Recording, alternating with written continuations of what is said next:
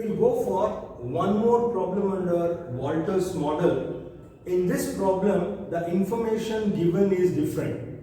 So when the information is not given, that is, if values are not available for D, cost of capital, E and R, how to go ahead by calculating all those is this problem. So in this problem it says following information is given about a company. The paid up capital is rupees 20 lakhs. Earnings of the company is rupees 2 lakhs. Dividend paid total is 1,60,000. Price earning ratio is 12.5. Number of shares outstanding, that is number of shares available in the company at present is 20,000. So you are required to find out whether the company's dividend payout ratio is optimal. Optimal is the best by using Walters model.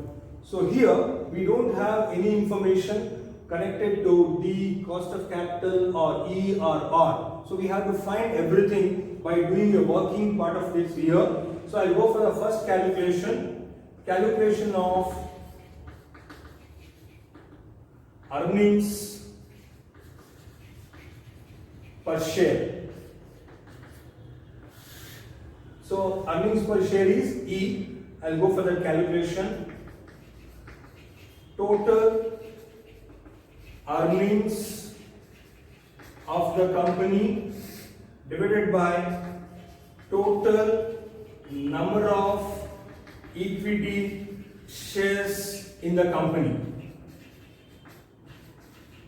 So let us try to understand here. Total earnings given in the problem as rupees 2 lakhs.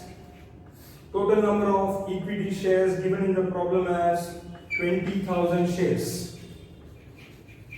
So you are going to find 2 lakhs divided by 20,000.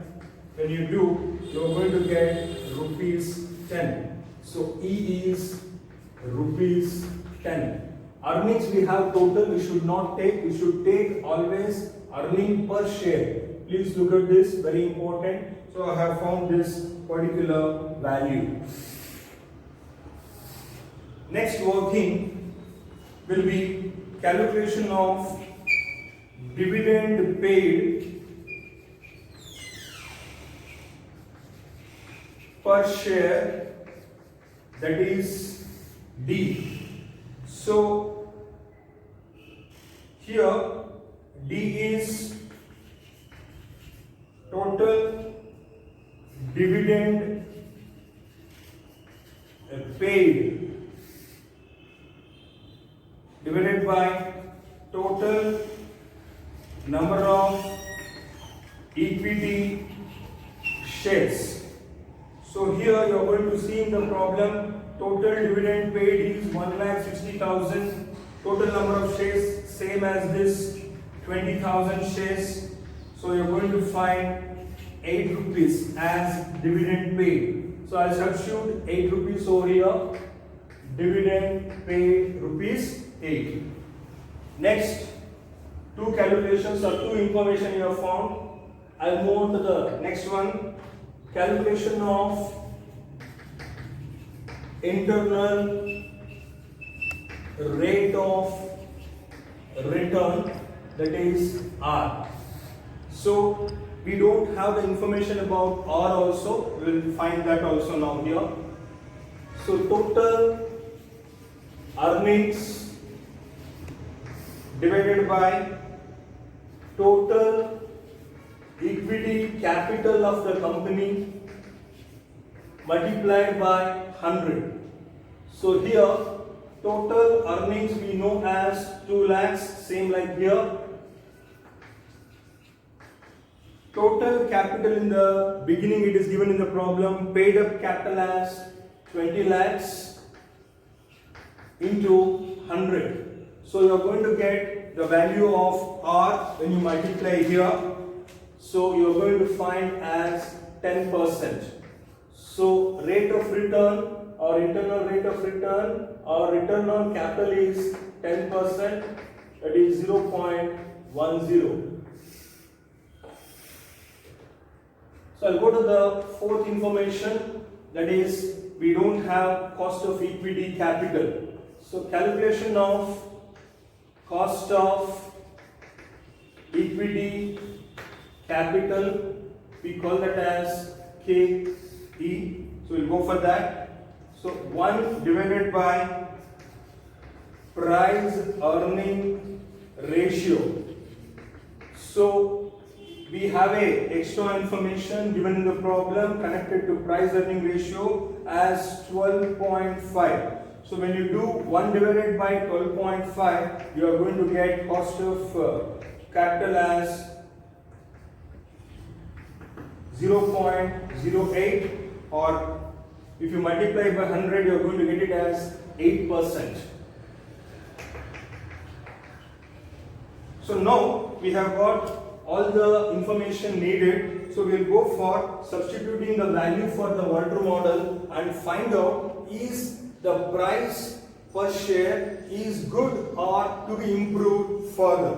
So let me go for this. D is 8 rupees. Cost of capital 0.08. R is given as 10%. E is 10. B is 8 rupees. So 8 divided by 0.08 is 100. If you simplify the entire this part of it, you are going to get 31.25. So 131.25 rupees is the price per share at present in the market. So when dividend payout is 8 rupees per share, the share price is, market price per share is 131.25. But please understand here, as per the Walter, whether it is good to go ahead for dividend payout or not, we have to find out. So we have to compare R with cost of capital. Here R is 10%, cost of capital is 8%. So when you look at this, we can see R is more than cost of capital. So when R is more than the cost of capital, it is a growth company. It is a growth company. So as per the Walter, when R is more, the company should try to pay out the maximum dividend. The company should pay out not more dividend. They have to retain a lot of money because it is a growth company. They have to invest the profits into the business. They should not pay out more dividend. So the company is a growth company. So as per Walter, the company should retain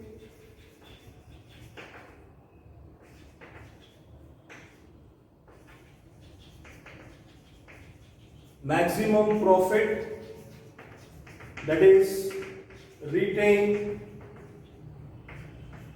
100% of profit. That means D is equal to 0. So if the D is 0, then the price per share may increase, because D here is 8 rupees. When you don't pay any dividend, we have to check what is the price, is it going to be maximum or not. So we will try here. When D is 0, what is P? Price per share. Then we will come to know what is to be done here. Is it price is optimal or not? It is given in the last sentence. So please verify and check it out. So verification here, we will try to do for the same formula substitution. We will be working here. So D is 0, cost of equity is 0.08. So again here 0.1, 10 minus 0, 0.08 divided by 0.08 here also. So anything divided by 0 is 0. If you simplify here, you are going to get 156.25. So price per share is 156.25. So dividend should be retained by the company, then they can maximize the share price. If dividend is paid rupees like 8 here, the price will be no 131. If they don't pay any dividend, the price will be more. That is what they have told. The company should retain the money, retain the profit. They should not give out the profit. Then the value of the share will be highest. So this you can see from this.